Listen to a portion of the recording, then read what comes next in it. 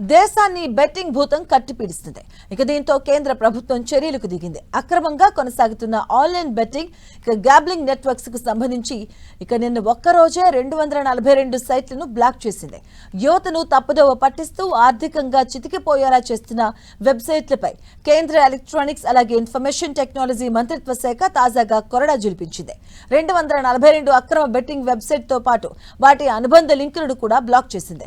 దేశంలో ఇప్పటి వరకు దాదాపుగా 7,800 నుంచి 8,000 వరకు అక్రమ గేమింగ్ ప్లాట్ఫామ్స్ ను నిలిపివేశారు. అక్టోబర్ 2025 నుంచి అమల్లోకి వచ్చిన ఆన్లైన్ గేమింగ్ చట్టం ప్రకారం తాజాగా మరో 242 వెబ్సైట్స్ ను బ్లాక్ చేస్తూ చర్యలకు ఉపక్రమించారు. ముఖ్యంగా బెట్టింగ్ యాప్స్ విద్యార్థులు, నిరుద్యోగ యువతను లక్ష్యంగా చేసుకుని ఈజీ మనీ ఆశ చూపిస్తూ వారిని అప్పుల ఊబిలోకి నెడుతున్నాయి. ఇక పలు వెబ్సైట్లు అన్ని విదేశాల నుంచి నిర్వహిస్తూ ఉండగా వాటి ద్వారా వచ్చే ఆదాయ పన్ను పరిధిలోకి రాకుండా విదేశాలకు తరలిపోతుంది. బెట్టింగ్ లో డబ్బు కోల్పోయి ఆర్థిక ఇబ్బందులతో మనస్తాపానికి గురై బలవన్మరణాలకు పాల్పడుతున్నారు. ఈ ఘటనలు పెరుగుతూ ఉండడంతో బెట్టింగ్ వెబ్సైట్లు, యాప్స్ పట్ల కేంద్ర ప్రభుత్వం అత్యంత కఠినంగా వ్యవహరిస్తుంది.